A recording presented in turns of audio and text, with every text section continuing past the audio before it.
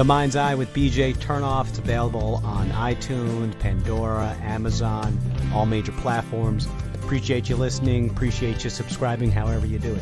Feed your head, engage your brain, and enter the Mind's Eye. You're now standing at the intersection of history and mystery, the center of science and the strange, and your source for the subliminal to the criminal. I'm DJ BJ Turnoff, your host of this wonderful auditorium of audacity. I think we could all probably agree this last year and a half, a couple years have been pretty rough, not just with the pandemic, but looking around, I mean, it seems like we're living in some of the most racially turbulent times in American history. I mean, probably the most in 6 or 7 decades or so. Luckily, now, just like then, we do have music to help us get through these tough times. For this edition of The Mind's Eye, we are going to harken back to that time, the golden age of R&B and Southern rock, and how it helped people communicate and to heal wounds that are, still clearly festering. Our guest is going to be legendary music manager, promoter, producer Alan Walden. Alan's worked with classic R&B and rock and roll acts like his best friend Otis Redding, Lynyrd Skynyrd, Sam and Dave, and Percy Sledge, just to name drop a couple. Alan's going to share some personal stories that are featured in his memoir, Southern Man, Music and Mayhem in the American South. We'll talk about how he, his brother Phil Walden, and Otis Redding, just some country boys from the backwoods of Georgia, how they helped nurture a musical and political renaissance.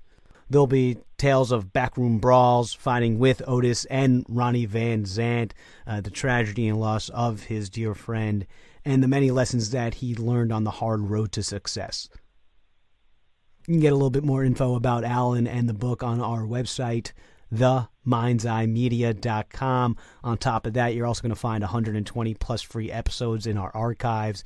Also got some blogs I've written about Captain America, national security, Hamilton, and the death and conspiracy of Martin Luther King. If you enjoy all that free content, please hit that donate button. Also at the top of the website, everyone who donates, no matter how big or small, you're going to get a free show that's not in the archives. Anyone who donates $5 or more, you're going to get a free book from our extensive list of previous guests. I would say that's a pretty damn good deal. Again, you can find all of that at themindsEyemedia.com. Can't talk about the history of music, particularly the music of the 60s and the 70s, without talking about tonight's guest, band promoter and manager Alan Walden. Alan, it is truly an absolute honor to have you on the show tonight. And I hope you have your can of Dr. Pepper ready, Diet Dr. Pepper, because I know that fuels a lot of your memory, so I hope you crack that open a little bit earlier. Well, now they tell me that Dr. Pepper is bad for your health. Yeah, that's what they say, but sometimes everything that's good that you enjoy is always going to be bad for you, so sometimes you just got to say screw it and enjoy it, right? I've drank Dr. Pepper for 10, 12 years. Yeah, I'm kind of addicted to Coca-Cola, so I know where you're coming from. I can commiserate a little bit there. But let's talk about the book. Yeah, I really found myself laughing, crying, getting angry at different times about your memoir, Southern Man, Music and Mayhem in the American South. And you've represented some of the biggest acts in rock and roll and R&B, but as a boy, I mean, you never really dreamed of becoming a huge music producer, a white boy from Georgia. If you didn't make it and become a music producer and manager, I mean, where do you think you would have ended up? Probably a telephone repairman. I wanted a job that I would wear blue jeans and be outside, but I'd never dreamed that I would be in the music business. It just fell into my lap, and I was the last male at home that was able to go out and work. And when Phil went into the Army, I mean, I had 12 hours training and stepped into managing Otis Redding after 12 hours training, And thank God Otis Redding was a wonderful human being.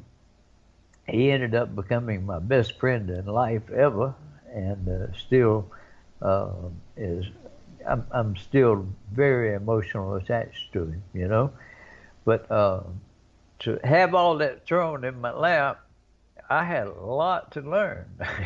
And here I was a typical Southern boy, raised by a father who was not the most liberal of men, and I survived some very, very, very rough years. I mean, one, getting used to the integration situation happening, people mistaking us for civil rights riders,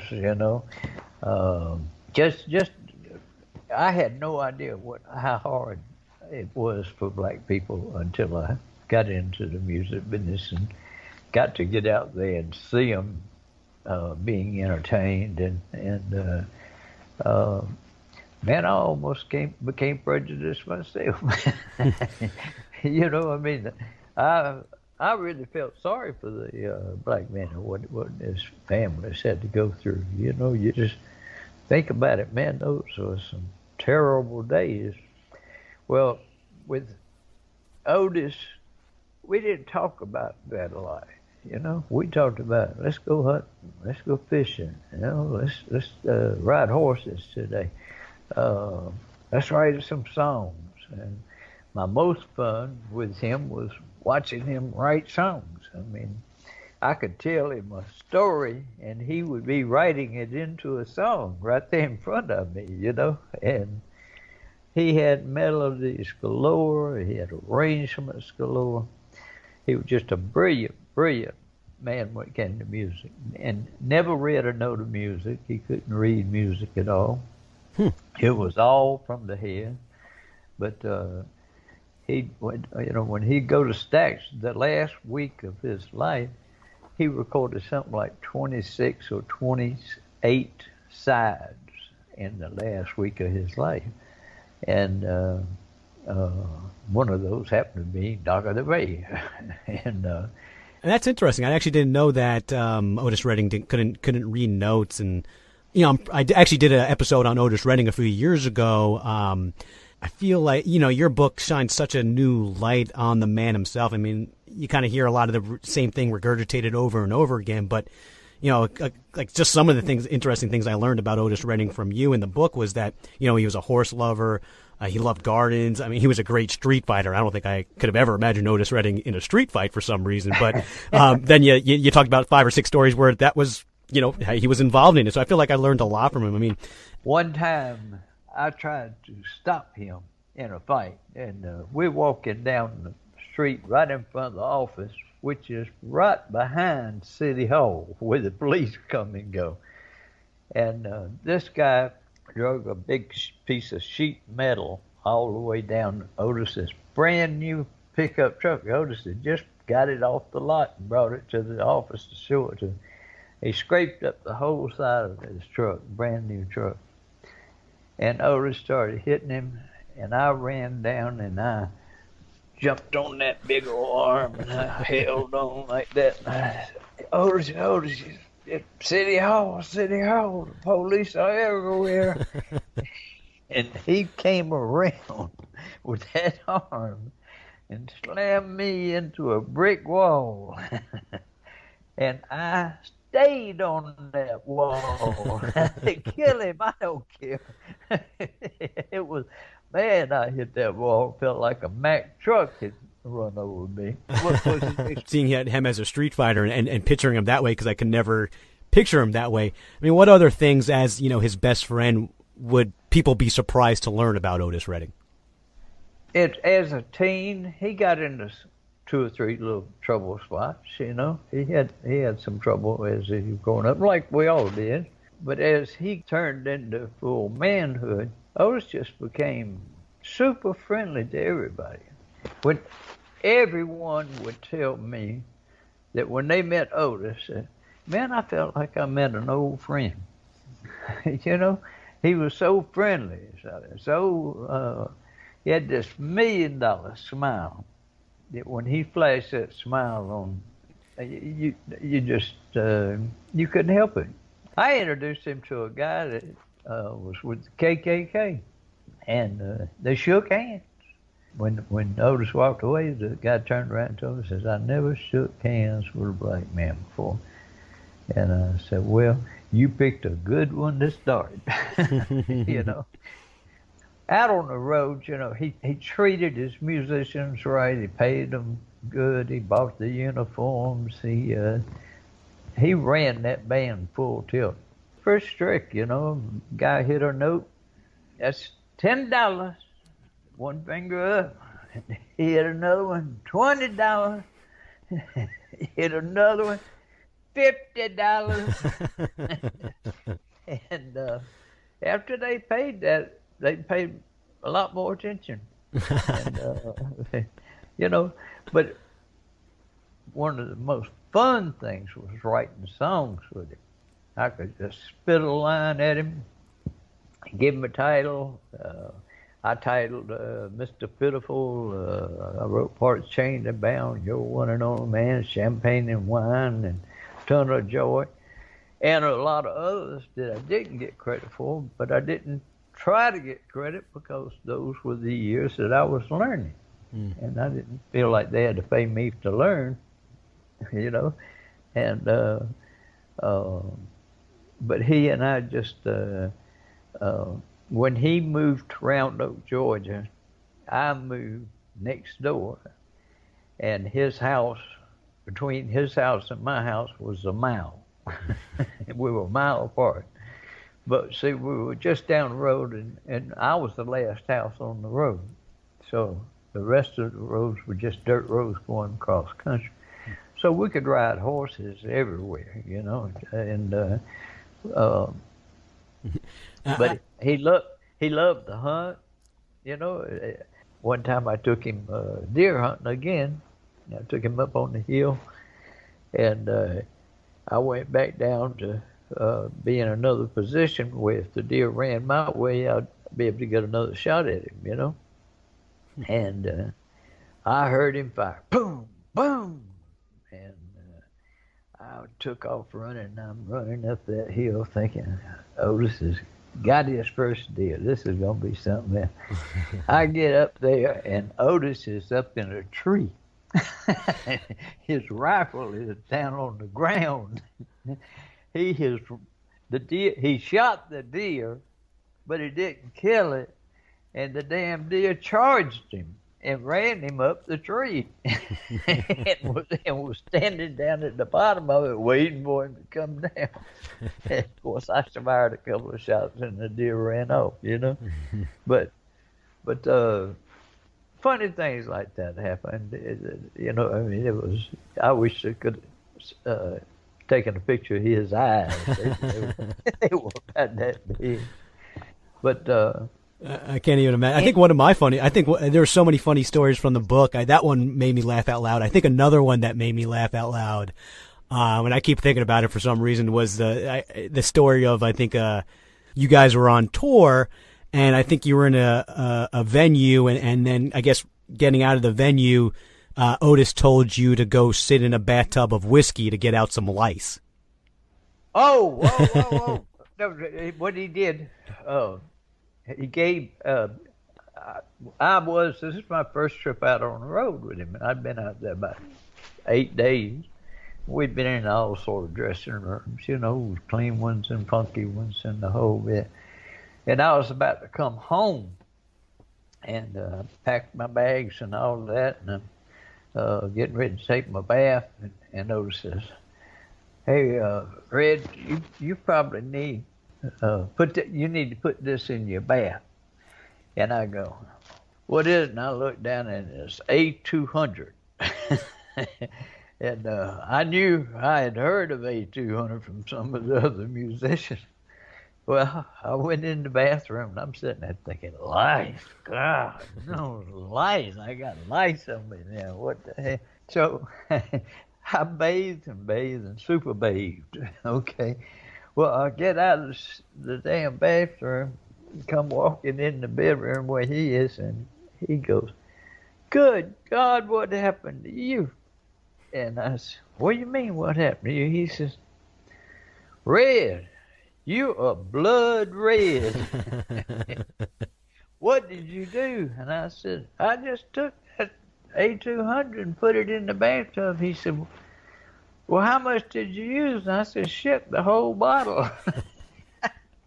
Red, you only put a cap full in the tub. You're blood red. You probably won't change back color for 2 or 3 days. But I did. Thank goodness it didn't burn, you know. And, well, hopefully you didn't get any lice from that. I think you definitely made sure that you did, and you're definitely living up to your moniker, Red, at that point. Yeah, that's right. And there's so many great stories in the book. I think just but one part of the book that I think really is emblematic of who the man Otis Redding was is that there was a really special bond between your dad and Otis Redding. And it, it really speaks to the type of man Otis was. I tell you, he converted my father from being a not so liberal man to being probably one of the most liberal men. Otis had that kind of influence on him, and my father would do anything for Otis, anything. One time they got a phone call in the middle of the night, and Phil had broken down with Otis and the band after they played the Royal Peacock in Atlanta, and it was 11 degrees outside, and the damn car breaks down. The only thing they have to get warm under is those wet, sweaty band clothes. That's all they have to keep warm. Well, a couple of them get out and walk down the highway until they finally get to a filling station. And they knock on the door, and the guy first he straps on his pistol before he answers the door. And he let him in, and he let him make the call. And then he said, now y'all got to go. And he sent them back out in that cold, boy. And when my father got to Phil, Phil's lips were beginning to turn blue. I mean, he was that cold, you know. So my daddy took my oldest brother along with him when he went back. Blue was a little different from Phil and that. Phil and I were kind of the smaller frame, slender guy. Well, Blue had a big, thick neck and broad shoulders. And I saw him hit a guy one time and break his jaw in 3 places. Okay, he's that tough. And I hate to say what he did to that filling station man, because he definitely was going back there to talk to him. Yeah, I think that it's funny. Like, I think a filling gas station comes up in the book, 5 or 6 times, and it seems like every single time you said the word filling station, I knew immediately something bad was about to happen. Listen, it did happen that way most of the time, and most every filling station could become a nightmare. A service station, a sandwich shop. Go carry a black band into a sandwich shop in the middle of the night and just watch the reception you get, And me being white, they didn't like me that much more because I'm out there running with the black guys, It was, we felt danger a lot of times, but we were brave boys.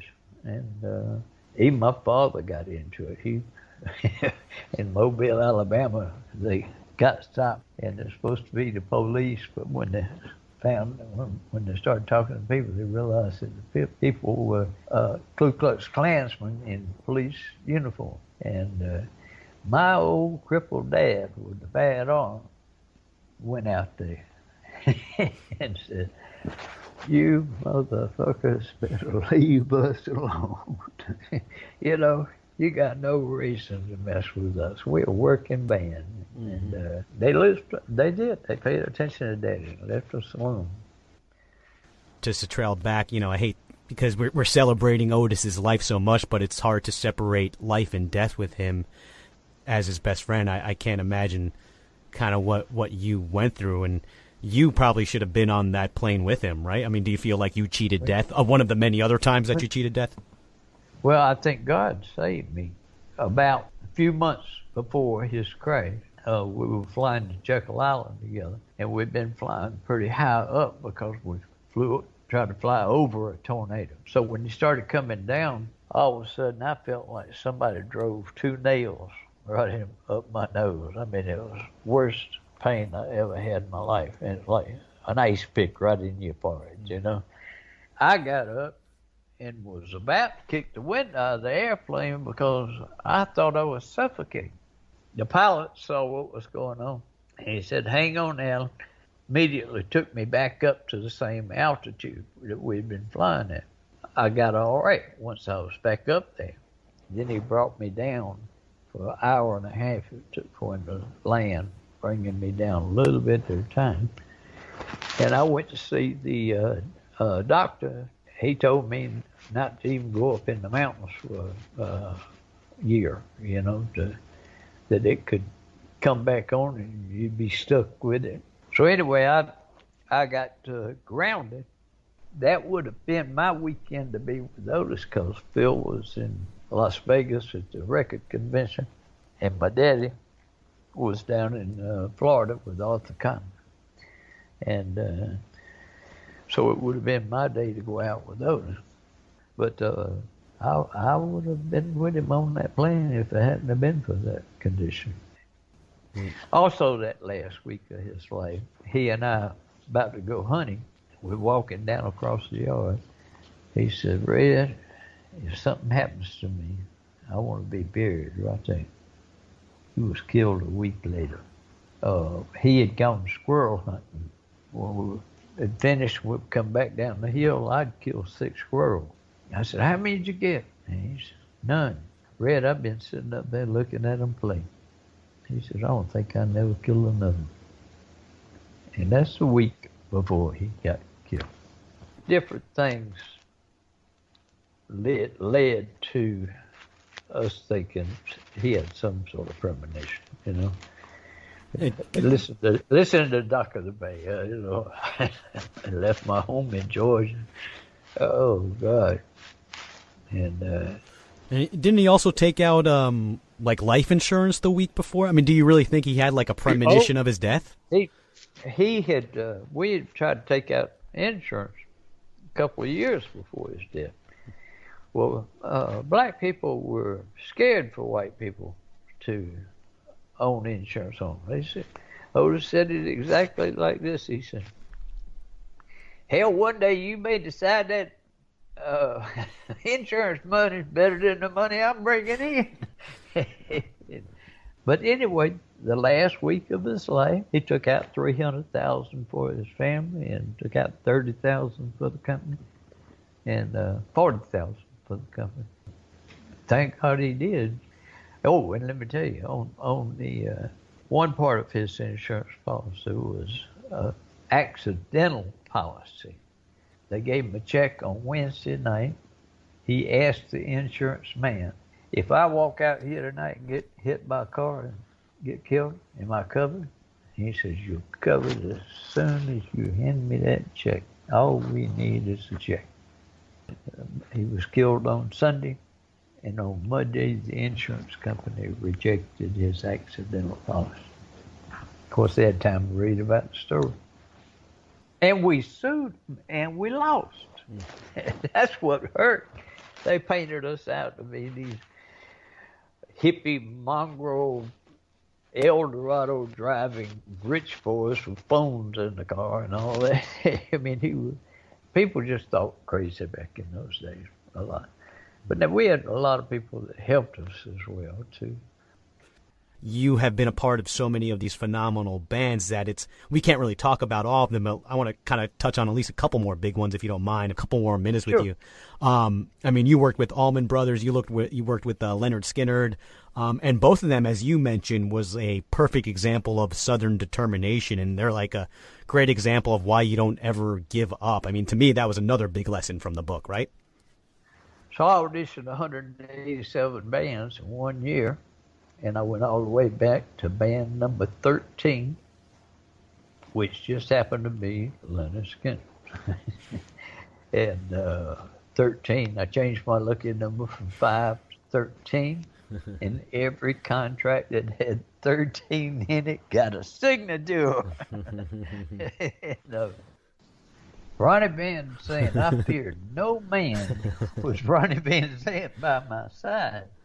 I feared no man with Otis Redding by my side. I met Muhammad Ali in the Apollo Theater in New York, and I wasn't even scared of him. I said, Otis will give him a Georgia ass whipping.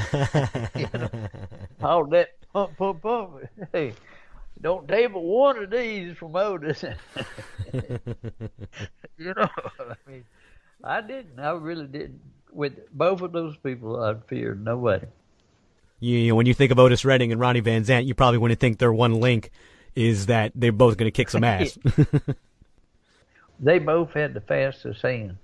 Ronnie Van Zandt reminded me of a lawnmower coming at you. I mean, he'd come at you. His fist would be coming around so fast. And blah, blah, blah, blah, blah, blah. The guy would. I never saw him lose a fight. He did lose one fight out in California. He jumped the Golden Glove champion of California. They don't call him the Golden Glove out there, but they had a boxing team. It's like the Golden Glove. He hit this guy, and the guy jumped up, and turned out he was like the boxing champion. He turned around and whistled for his buddies, and about 8 of them came out of the darkness. They beat Ronnie so bad that he was down on the ground, and they'd kick him in the head, and his whole body would spin around. And they took turns doing it. And I mean, there's some pictures of him with big black eyes, and he got the shit beat out of him. But you know what? He made that next night gig. He had a big old pair of sunglasses on, right in the middle of Freebird. Threw those damn sunglasses down and stomped on them barefooted. Splashed that face on that audience, and they went banana. Yeah, I mean, and that touches on another big part between how there's like a with him showing up the next night to do his concert, even after getting his ass whooped, is that, there really is a difference between reality and appearance, particularly with Lynyrd Skynyrd, because, I mean, yeah, they were a shit show. They fought, they boozed all the time, but you mentioned how they were probably the hardest working band you ever met and the most rehearsed band that you had ever met. Well, they in Freebird, they go into the damnedest energy swing. When Alan Collins hits his solo, the name of the game is Catch Alan, because Alan is going to rip it up, buddy. Alan Collins was my Dwayne Allman. He could play a guitar. And Gary Washington was a good guitar. Ed King was a good guitar player. Ed was technical. Gary, the backbone behind Alan. And man, when those 3 guitars cranked up, watch out. We're coming. And you gave him the idea to add that 3rd guitar, didn't you? Yes, I did. Wow. I sure did. We would, at Atlanta, Georgia, a place called Doodle Showcase. I learned that Leon was out in the audience. And so I said, went to Ronnie, and I said, Ronnie, Leon's in the place. I said, why don't you ask him to come up and play jam on Freebird? He said, fuck no, when a man quits me, he quits me. He's out forever. I ain't gonna do it. I said, one song, Ronnie, one song, Freebird. And Ed King was there, and he said, let him do it, Ronnie. And so they called him down, and when they were coming up the stairs from the stage, Ed King turned and looked at Ronnie and said, I could never play Freebird the way that man plays Freebird. And so he was hired back. That band was just a powerhouse. When I was with Skinner, would be going towards the stage, I was kill them, stomp them, take no prisoners, shoot the wounded. And I mean, it was. That's what it all is. It was a big fight up on the damn stage for who's going to carry the trophy home. Yeah, that's what you got. You got to have that mentality, especially at that time, because there's just so many amazing bands. Yep. Even I guess some of the ones that weren't well known. Who, in your opinion, you've seen so many bands. Who is the best band or musician that you ever saw that really never made it big and kind of stayed in obscurity? Whoa. Mama's Pride was a band that signed with Atlantic, had 2 albums with Atlantic, and I signed them in Augusta, Georgia. To me, they were super band. The only problem was the 2 brothers both sounded like Greg Holland. I mean, they both had that risky gravel voice. It was some good music. People would give them standing ovation, clap to the end, but they wouldn't go out the next day and buy the record. And of course, the record company dropped them after 2 albums, and that really hurt because I really liked those guys. There were 2 brothers in there. Well, I tell you something, Sam and Dave could have been an incredible act, but they fell out and they broke up, and it was just heartbreaking. They traveled together for over a year without speaking to each other except on stage. I mean, that's how bad. And it's like another example of like them. Oh no, please. They got me in more tough spots than any of them. Well, they literally were hanging you out a window, so yeah, I would have. But that's a different type of tough spot. I think you're talking. They also hung Alex Hodges, the agent. They hung him out of the window at the what was the old Regency there in Atlanta. Yeah, I don't think I could ever look at Sam and Dave the same after the stories that you shared about them. They kind of got that, on some level a wholesome look, but in reality they were pretty hardcore. And another example of them being their own worst enemy. I mean, there was countless times in the book where somebody was like, well, you just made a terrible choice. If you chose differently, you probably would have made it big, or something better could have happened. I mean, that seems to be like kind of another pattern that I saw in the book, is that, people become their own worst enemies. Yeah. We had a few of those. And we've all been there, so we can all relate, right? Sometimes entertainers seem to want to make it big just so they can show their ass. Some of them are that way, and they love that suck me up type stuff more than what the real career is about, Mm-hmm. But I love my job. That's what definitely bleeds through your memoir, through the book, is how much you cared and how much you were really in it for them and try to do it for their best.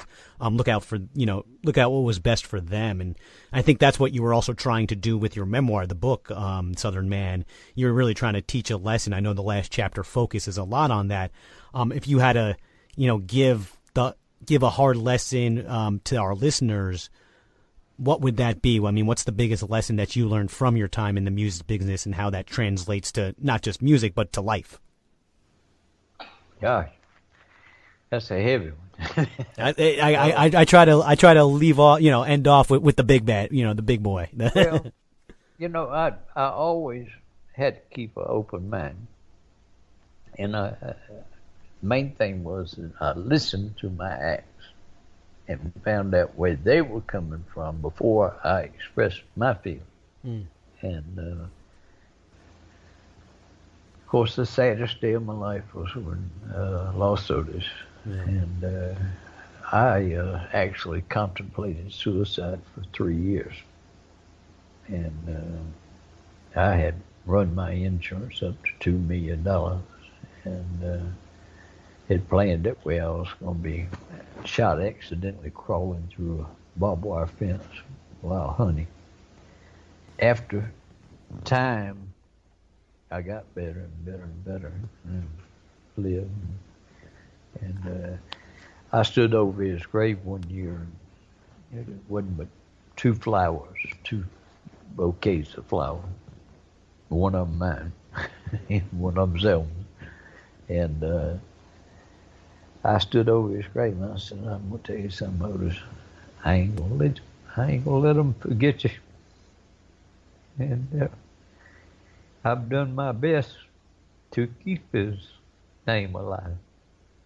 Done a pretty damn good job of it, too. Well, I think Otis would have wanted you to keep going and to keep his name alive, which you really have done. I mean, you've kept the flame of Otis Redding alive, and I don't know. I really can't thank you enough for sharing these type of stories, because I can't imagine what it would be like. You know, you don't trade in any of those experiences, but some of those experiences were just so hard. The fact that you were able to recover from those moments were truly breathtaking, and really just something that I took away from the book is that, and that Southern determination thing, never give up, you know, always keep going. It's not how many times you fall, it's how you get back and how you react. I mean, to me, that was what I learned most from the book. You look on my Facebook page, and my saying on that page is, finishing is everything. Mm-hmm. You know, I don't start no project unless I plan to finish it, you know. I mean, Alan, I really just can't thank you enough. I mean, sharing your stories from the book, Southern Man, Music and Mayhem in the American South, a memoir, truly phenomenal. I really can't recommend it more. I mean, it really just hit every note that I wanted. Let me leave you with my favorite saying. Rock on. 2021. Hell yeah. I can get behind that. And 2021 and beyond. Don't turn back. Rock on. Something does seem weirdly appropriate that we did this interview with Alan, a man who was so deeply impacted by two of the biggest tragic anniversaries in music history, the two fatal plane crashes that killed Ronnie Van Zandt and other members of Lynyrd Skynyrd in October of 1977 and Otis Redding in December 1967. It's weird how this interview is in November and it falls smack right in between the two of those big dates. Our next episode also strangely syncs up with the release of the latest Matrix film, because that's the topic of our next episode. I mean, it makes you think, is it strange, or is it just another example that we are living in some Matrix-like universe? MIT computer scientist and Silicon Valley game pioneer Rizan Virk, he's going to explore that idea that our reality is a computer-generated simulation. He will then raise it one step further and say that, hell, if that's possible, then we might even be in some type of simulated multiverse where there are multiple computer-generated versions of everyone, me, you, and him. My head is spinning too, trust me. I think by the end of it, we're either going to be terrified or relieved. But you do got to join me to find out which one you're going to fall under. Until then, be well and let well be. I'm DJ BJ Turnoff signing off for The Mind's Eye.